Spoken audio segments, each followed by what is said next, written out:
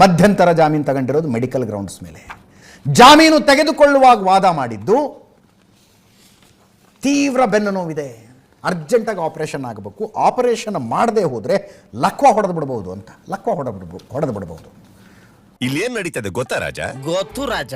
ಓಹೋ, ಸ್ಕ್ರಿಪ್ಟ್ ಬರೆದಿರೋನೇ ನಾನು. ಹೊರಗೆ ಬಂದು ಅಡ್ಮಿಟ್ ಆಗಿ ಇಷ್ಟು ದಿವಸ ಆಯಿತು, ಆಪರೇಷನ್ ಯಾವಾಗ ಅಂತ ಪ್ರಶ್ನೆ. ಆಪರೇಷನ್ ಯಾವಾಗ? ನನಗೇನು ಗೊತ್ತಿಲ್ಲ ಸರ್. ಯಾಕಂದರೆ ವಾರಕ್ಕೆ ಒಂದು ಸಲ ಮೆಡಿಕಲ್ ರಿಪೋರ್ಟ್ ಕೋರ್ಟಿಗೆ ಸಬ್ಮಿಟ್ ಆಗಬೇಕು.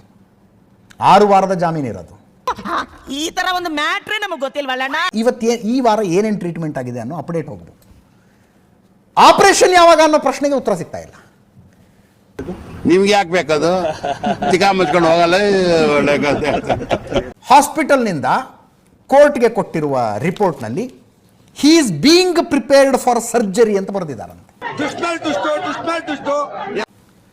ಅವರನ್ನ ಆಪರೇಷನ್ಗೆ, ಶಸ್ತ್ರಚಿಕಿತ್ಸೆಗೆ ಸಿದ್ಧಪಡಿಸಲಾಗುತ್ತಿದೆ ಅಂತ ಟ್ರಾನ್ಸ್ಲೇಷನ್. ಸಿದ್ಧಪಡಿಸಲಾಗುತ್ತಿದೆ. ಹೊರಗೆ ಬಂದು 3 ವಾರ ಆಯಿತು. ಜಾಮೀನು ಪಡೆಯುವಾಗ ಹೇಳಿದ್ದು ಆಪರೇಷನ್ ಆಗದೆ ಇದ್ರೆ ಲಕ್ವ ಹೊಡೆದು ಬಿಡೋ ಸಾಧ್ಯತೆ ಇದೆ ಅಂತ. ಹೋಗಿ ಬಂದು ಮೂಗಿ ಅಂತ ಆಪರೇಷನ್ನು ಆಗಿಲ್ಲ, ಲಕ್ವನೂ ಹೊಡೆದಿಲ್ಲ. ಆಪರೇಷನ್ನು ಆಗಿಲ್ಲ, ಲಕ್ವನೂ ಹೊಡೆದಿಲ್ಲ. ಈಗ ಪ್ರಾಸಿಕ್ಯೂಷನ್ ಅವರು ಸುಪ್ರೀಂ ಕೋರ್ಟಿಗೆ ಅಪ್ಲಿಕೇಶನ್ ಹಾಕಿದ್ದಾರೆ. ಜಾಮೀನು ತಗೊಂಡಿರೋದು ಆಪರೇಷನ್ ಮಾಡಿಸ್ಕೊಳ್ಳೋಕ್ಕೆ. ಒಂದು ಆಪರೇಷನ್ ಮಾಡಿಸ್ಕೊಳ್ಳಿ, ಇಲ್ಲ ಜಾಮೀನು ರದ್ದು ಮಾಡಿ ಅಂತ. ನೀನ್ ಹೇಳೋದು ಒಂಥರ ಸರಿನೇ. ಜಾಮೀನು ರದ್ದು ಮಾಡಿ ವಾಪಸ್ ಜೈಲಿಗೆ ಕಳಿಸಿ ಅಂತ. BGS ಹಾಸ್ಪಿಟಲ್ನಿಂದ ಕೋರ್ಟಿಗೆ ಕೊಟ್ಟಿರುವ ರಿಪೋರ್ಟ್ನ ಮಾಹಿತಿ ನಮಗಿರೋದು. ದರ್ಶನ್ ಶಸ್ತ್ರಚಿಕಿತ್ಸೆಗೆ ಇನ್ನೂ ದಿನಾಂಕ ನಿಗದಿಪಡಿಸಿಲ್ಲ. ಶಸ್ತ್ರಚಿಕಿತ್ಸೆಗೆ ನಾವು ತಯಾರಿ ಮಾಡಿಕೊಳ್ತಾ ಇದ್ದೀವಿ. ಹಿ is being prepared for surgery.